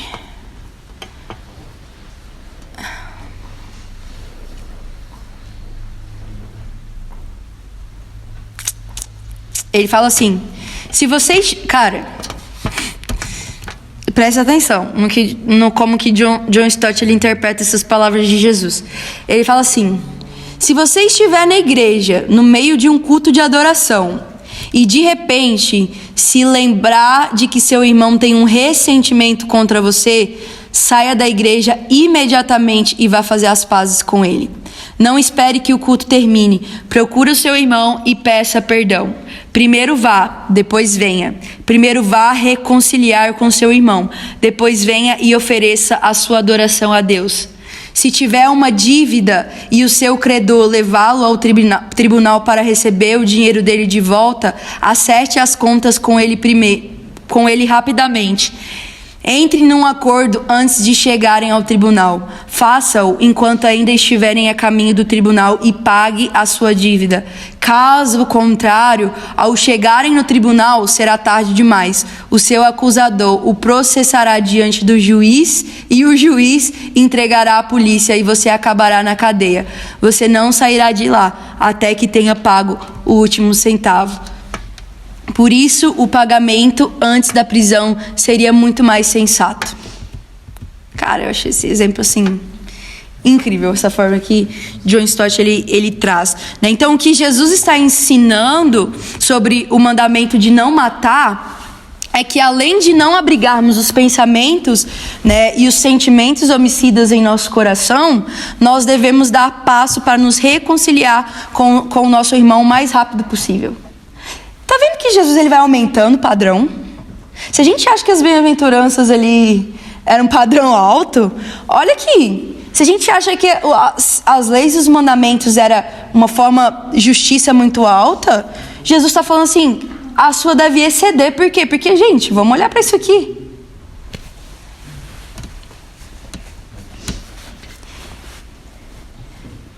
Então, nós devemos dar passo para nos reconciliar com o nosso irmão o mais rápido possível, pois aos olhos de Deus, cara, isso é muito forte.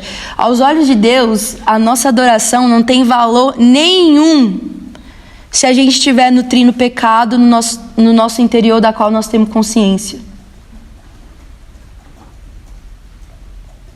Onde Jesus fala que, cara, deixa a sua oferta. Não quero sua oferta. Não quero ser adoração.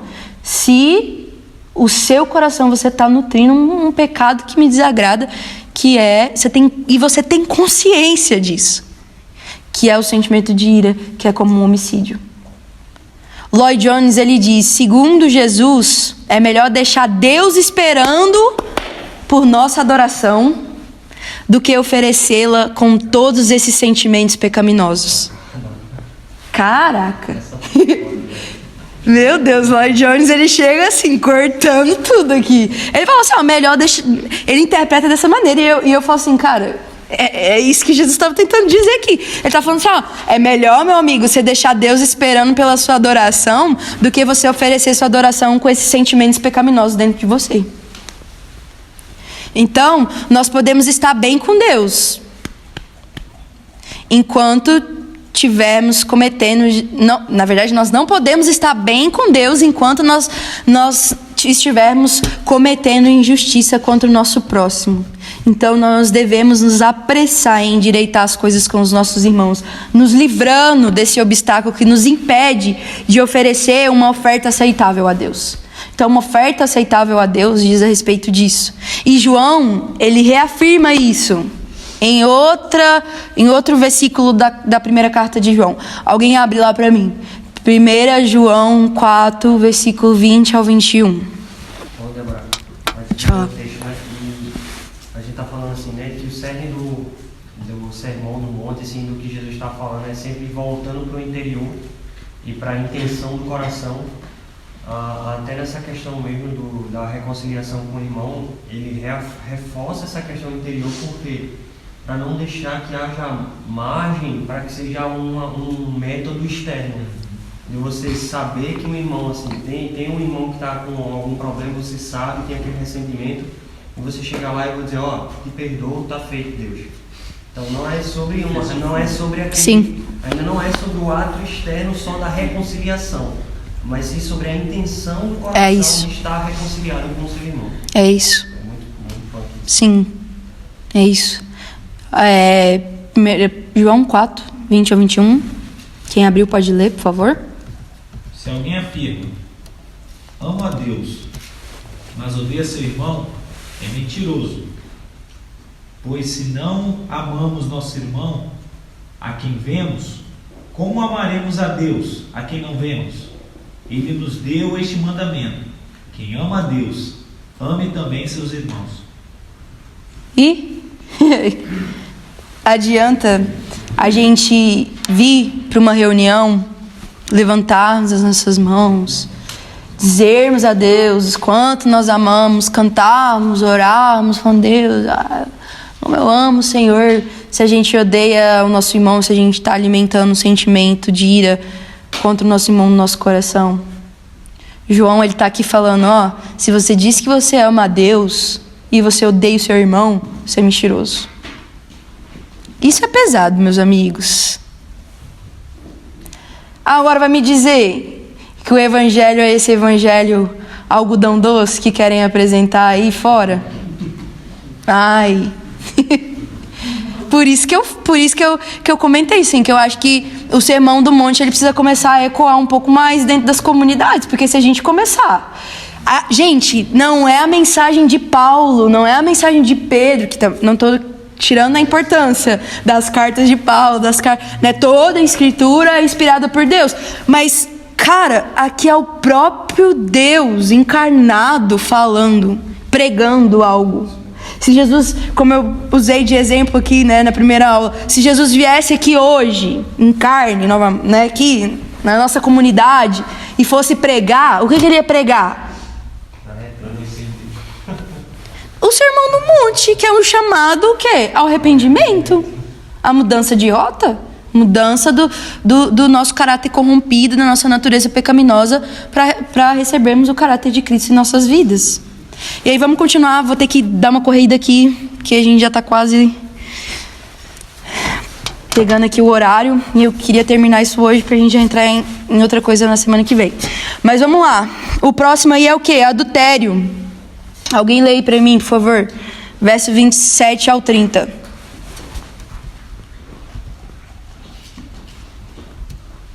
Volta lá em Mateus 5. Vocês ouviram o que foi dito: não adultério. Mas eu digo que qualquer que olhar para uma mulher e desejá-la, já cometeu adultério com ela no seu coração. Se o seu olho direito o induz a pecar, arranque-o e lance-o fora, pois é melhor perder uma parte do seu corpo do que todo ele ser lançado no inferno. E se sua mão direita o induz a pecar, corte-a e lance-a fora, pois é melhor perder uma parte do seu corpo do que todo ele para o inferno. Então Jesus, ele deixa o 6º mandamento, que era o não matarás, e ele entra no 7º mandamento, que era o quê? Não adulterarás. E o raciocínio é o mesmo do caso do assassinato. Se o assassinato, né, se o homicídio, ele não começa com a arma na mão, mas ele começa com a ira no coração, da mesma forma o adultério, ele não começa na cama. E é isso que Jesus, ele tá trazendo aqui. Ambos o quê? Têm origem no quê? No interior. E são concebidos no coração e na mente, antes de se tornarem realidade. Como que começa um homicídio? Na raiva, na ira. Como que começa o adultério? No coração, na mente, nos olhos, né? O desejo sexual em si, ele não é algo maligno, ele não é um problema. Jesus não está falando disso aqui, né? O desejo sexual, ele não é algo sujo, ele não é algo profano, pelo contrário, né? É uma dádiva de Deus. Só que, por ser algo tão precioso para Deus, né? Deus guardou isso dentro de uma estrutura segura chamada casamento, né? Então Deus pegou e Deus guardou, né, isso dentro dessa estrutura segura que é o casamento. E o casamento é o quê? É uma aliança inquebrável, né? Segundo Cristo né? O casamento é uma aliança inquebrável e é um compromisso eterno entre um homem e uma mulher que pertencem exclusivamente um ao outro de forma integral, né? Sendo assim, tanto o desejo como o ato sexual, ele deve se restringir o quê? Ao cônjuge, né? E qualquer coisa fora disso é o quê? Imoralidade sexual. É um pecado, né? E o que Jesus passou a ensinar aos seus discípulos aqui, mediante a lei, né, que é não adulterarás, o que ele traz aqui é que, né, o adultério é primariamente uma corrupção do desejo sexual e não é simplesmente a consumação, né, de um ato sexual ilícito, né? Na verdade, começa com uma corrupção desse desejo, né, interior, não é algo exterior, começa no interior. E a imoralidade sexual, ela não é cometida apenas por aquele que vai para a cama com uma pessoa qualquer, né? Mas também por aquele que projeta e consuma mentalmente a situação. John Stott, ele diz que o que Jesus está enfatizando nessa passagem é que qualquer prática sexual que é imoral no ato, também é imoral no olhar e no pensamento, seja casado ou solteiro, homem ou mulher. Repete. John Stott, ele diz: o que Jesus está enfatizando nessa passagem é que qualquer prática sexual que é imoral no ato é também imoral no olhar e no pensamento, seja de um casado, de um solteiro, de um homem ou de uma mulher, né? Isso, o adultério não está relacionado apenas aos casados, né? Se você tem, né, uma relação fora dessa estrutura segura que o Senhor deixou, que é o casamento, isso também é imoralidade sexual e o Senhor está trabalhando isso. E isso não é apenas a respeito, porque aqui o Senhor fala homem, né? Mas não está falando só a respeito da figura masculina, mas também da figura feminina, né? Então, há algo que nós devemos levar em consideração, né? O olhar com cobiça ou a intenção impura não é a mesma coisa, amigos, que é olhar e perceber beleza em alguém, tá? A gente precisa fazer essa divisão aqui também, né? O que Jesus está falando aqui não é sobre, né, desse olhar para alguém, não é sobre você olhar uma pessoa e achar bonito, porque os casados, quando olhou para sua esposa, certamente você enxergou beleza, né? Para nós solteiros também não é errado, né, para as mulheres ver um rapaz e achar, né, um rapaz solteiro bonito, não é o problema. Né? A questão que o Senhor está trabalhando aqui é que um homem, né, ou uma mulher, vou colocar aqui no exemplo do homem, né? Um homem ele pode olhar para uma mulher e considerar ela bela e ainda assim o seu olhar continuar puro. Né? Tem essa questão. O que Jesus está trazendo aqui, o que ele está condenando, é a utilização da imagem do outro como um objeto de consumo e prazer sexual, sem compromisso.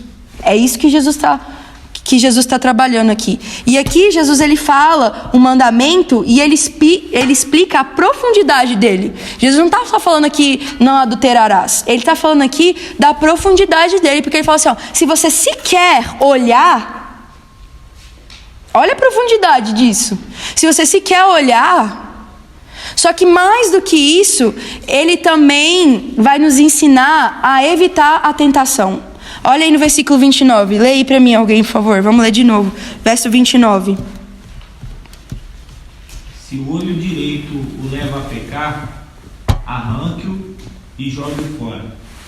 É melhor perder uma parte do corpo que ser todo ele lançado no inferno. Cara, Jesus não está falando aqui da automutilação, tá? De você cortar seu olho, na forma literal. Na verdade, Jesus está usando uma figura, né, para poder nos falar a respeito de algo, que ele está falando uma figura de linguagem, falando a respeito de uma radicalidade que nós precisamos ter. E John Stott, ele fala que era como se Jesus estivesse dizendo, ó, se seu olho o faz pecar, porque a tentação o assola através dos seus olhos, o objeto que você vê, então arranque seus olhos. Ou seja, não olhe. Comporte-se como se você realmente tivesse arrancado os seus olhos e estivesse jogando fora e tivesse agora cego, sem poder ver o objeto que anteriormente o levava a pecar.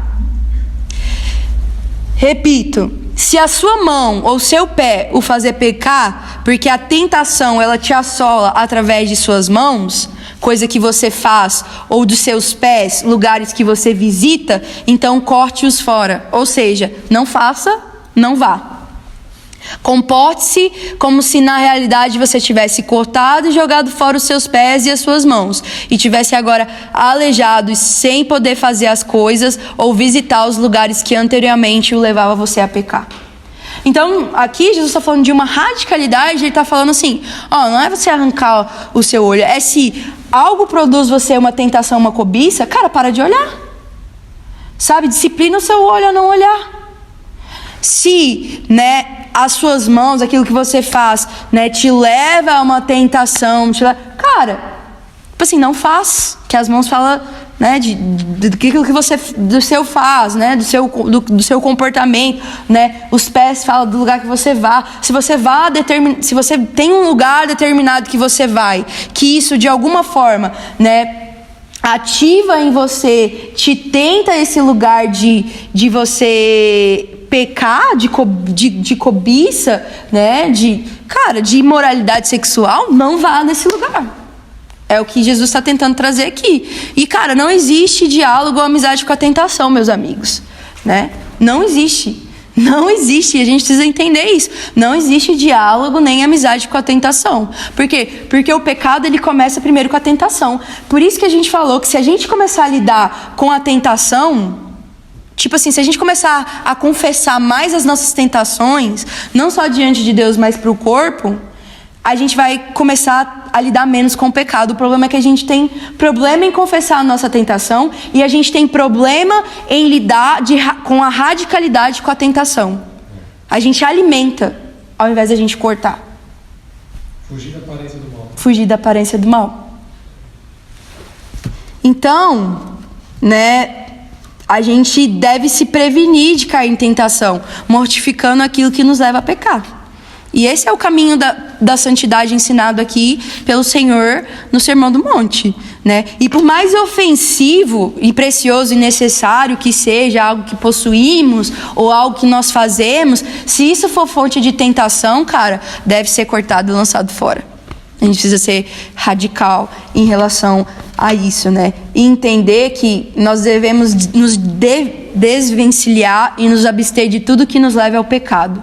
Por quê? Porque é melhor perder um membro do corpo do que ser lançado no inferno. É o que Jesus estava falando aqui. Ou seja, o reino vindouro é infinitamente mais valioso do que qualquer coisa que nós possamos ter aqui nessa era, né?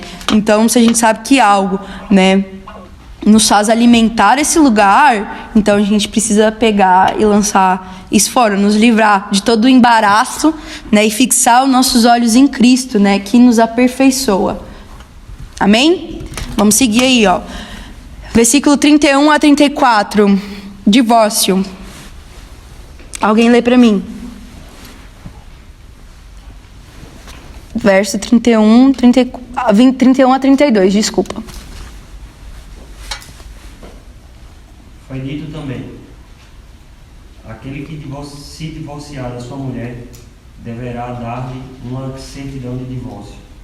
No entanto, eu digo que todo aquele que se divorciar da sua mulher, exceto por imoralidade sexual, faz com que ela se torne adúltera. E quem se casar com a divorciada comete adultério. Então Jesus, ele está falando de adultério, e aí agora ele passa a falar sobre divórcio, né? E muitos teólogos, né, pastores, pregadores, têm muito receio, né, de falar sobre isso, de entrar nessa temática, por de fato ser algo complexo e algo muitas vezes polêmico, né?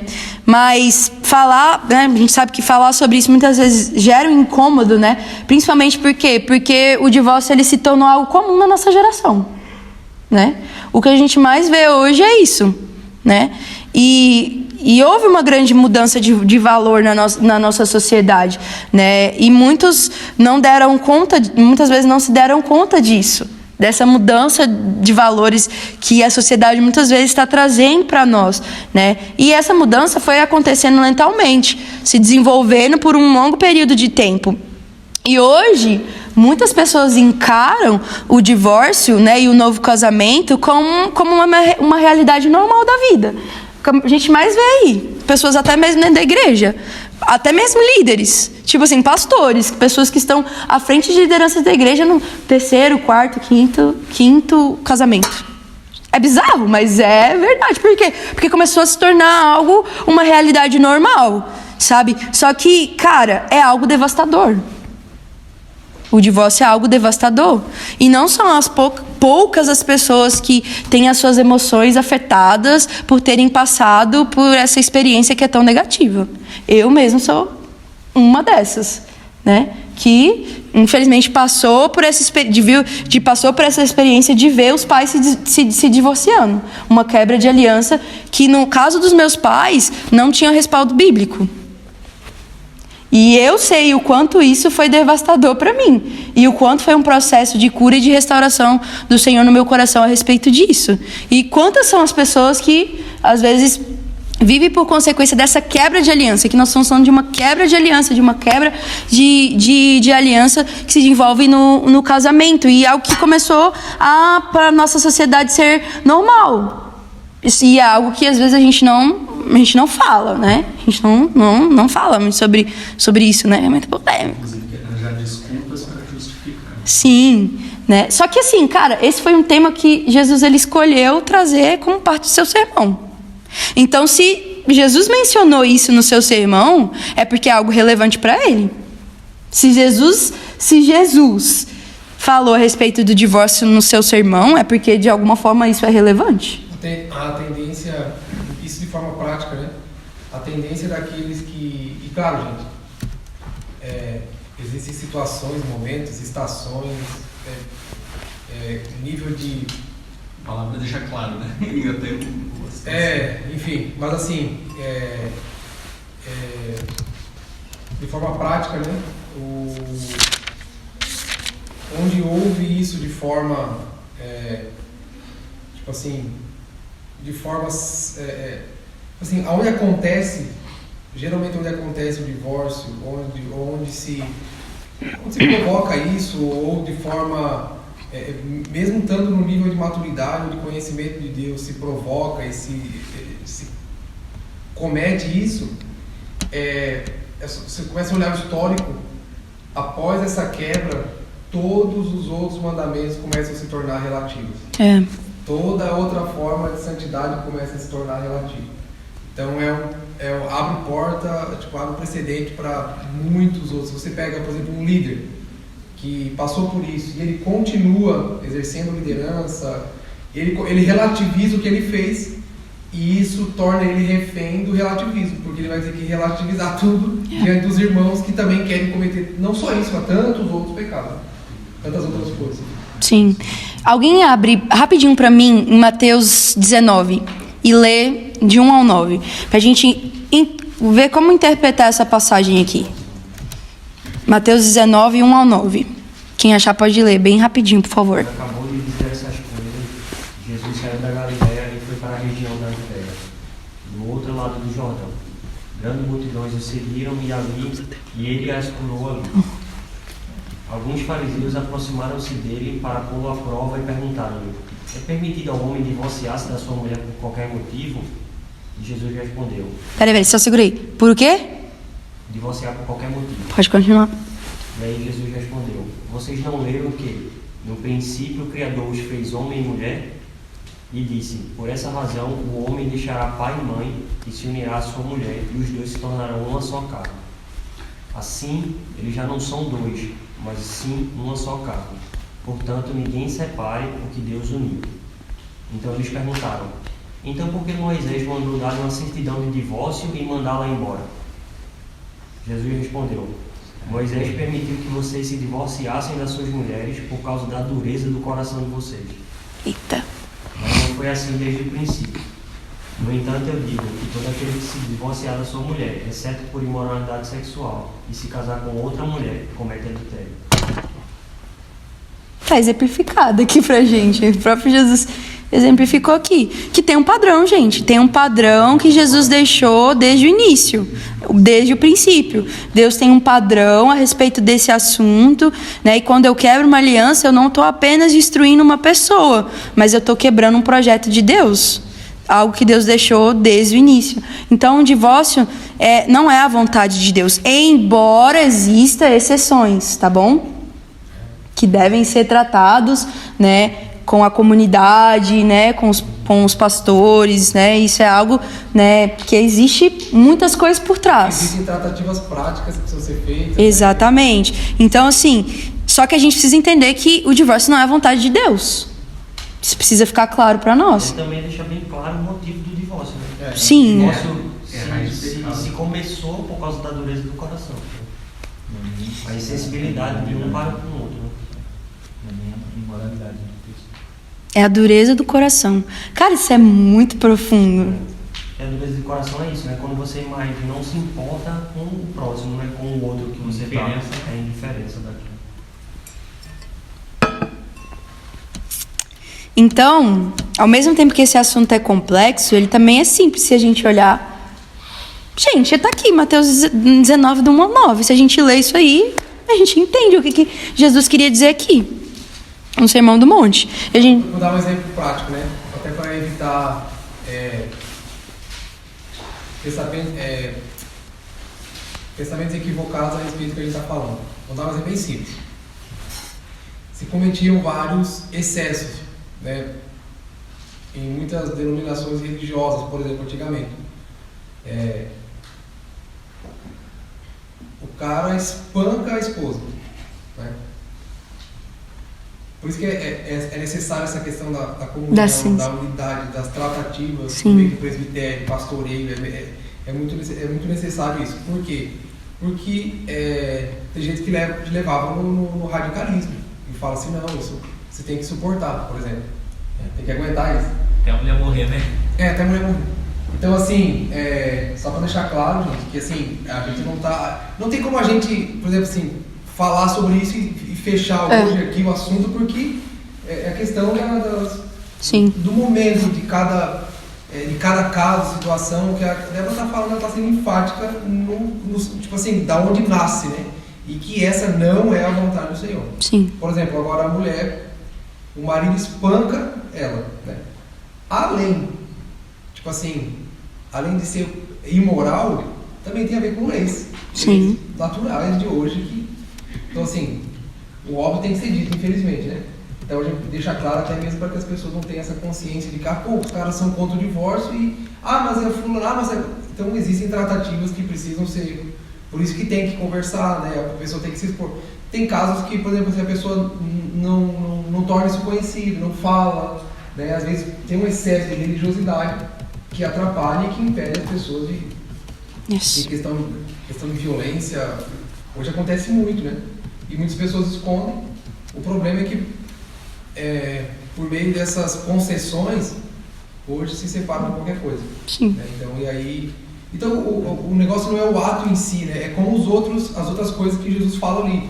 Não é o ato em si, mas tem todo um precedente, né? Tem todo um histórico, enfim, que precisa ser tratado. Mas o que Jesus deixa claro é isso. O Senhor não fez para que acontecesse isso, né? O Senhor não estabeleceu para que fosse esse... o padrão. O padrão, exatamente. Então, assim, a gente precisa entender, né, que isso são ervas daninhas que são propícias a crescer nas nossas vidas, né? E que a gente precisa estar atento e não deixar com que isso cresça, mas a gente deve arrancar ali também com a ajuda do Espírito. E a gente precisa entender, amigos, né, e o que a gente está batendo aqui é que o Sermão do Monte é uma contracultura. Então, o que a gente está trabalhando aqui é que, para o desenvolvimento da nossa espiritualidade cristã, né, desenvolvimento da nossa espiritualidade na jornada cristã, a gente precisa compreender que Cristo nos chama para viver na contracultura daquilo que o mundo está nos dizendo. Então, tudo isso aqui que a gente está falando, se a gente for olhar para aqueles que não são nascidos de novo, é uma normalidade para eles. Mas para nós, Jesus está deixando claro aqui que é o quê? Uma lei que nós precisamos viver. E que Cristo nos dá poder para a gente poder viver. Não é mediante a nossa força, mas Ele nos capacita mediante o Espírito, sabe?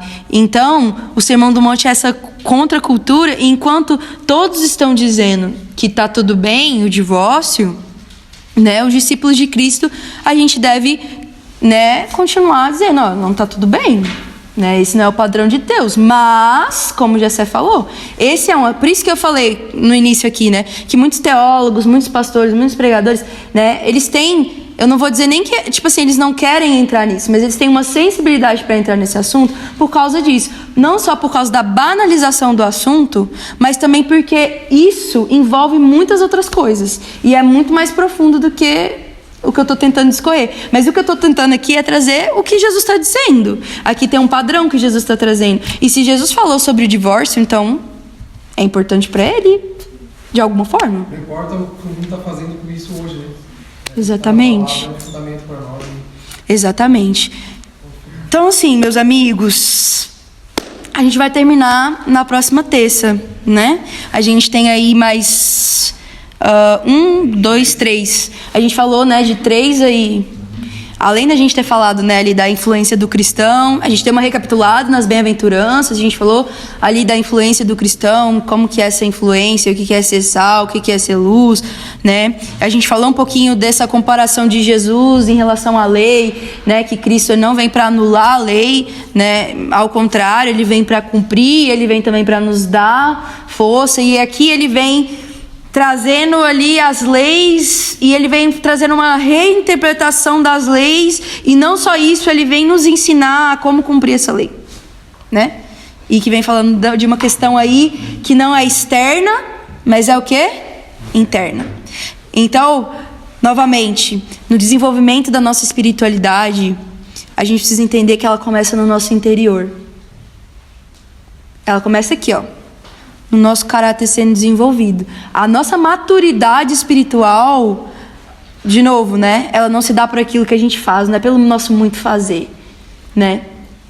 Mas é por quem nós estamos nos tornando. O que contamina não vem de fora para dentro, não de dentro para fora. Então, né? É por isso que a gente está trabalhando isso, né? Porque a gente vai entrar em coisas práticas. A gente vai falar das disciplinas espirituais, E aí a gente vai ver que disciplina espiritual, porque a gente fala disciplina espiritual, a gente pensa que disciplina espiritual é só oração, adoração, jejum e leitura da palavra. Não, tem mais aí que a gente vai ver. Como desenvolver as disciplinas, que são formas da gente caminhar nesse desenvolvimento da nossa espiritualidade de forma prática. Mas isso começa no nosso interior. Então, tá aí, ó. 6 ervas daninhas que tendem a querer crescer nas nossas vidas, que a gente precisa arrancar. E na próxima terça nós vamos ver as outras 3. Então, você te dando a oportunidade de você, na sua casa, pensar sobre isso, desenvolver sobre isso, para você acrescentar na próxima terça-feira. E aí, se o Senhor permitir, na próxima terça também a gente já vai entrar e trazer uma introdução aí sobre as disciplinas espirituais. Então, se você quiser dar uma estudadinha aí sobre essa temática das disciplinas espirituais, inclusive tem um livro que a gente vai usar dele, que eu acredito que alguns aqui já devem ter lido, né, que é Disciplinas Espirituais do Richard Foster. Né? A gente vai falar das disciplinas baseadas nesse livro. Então, se você quiser já ir dando uma pesquisada, entendendo um pouquinho, a gente vai falar sobre isso aí que vai nos ajudar, de novo, porque a gente fala do coletivo, mas o coletivo, a construção coletiva começa o quê? Se nós somos uma edificação de Deus, a gente é pedra, certo? Cada um de nós aqui é uma pedra viva, que precisa ser lapidada nos moldes para essa construção. Então, por isso que a gente está trabalhando aí alguns aspectos individuais da nossa vida, que de certa forma vai refletir no nosso coletivo, na nossa vida aqui em comunidade. Amém? Então eu queria que alguém orasse, por favor, para a gente finalizar. Pai, nós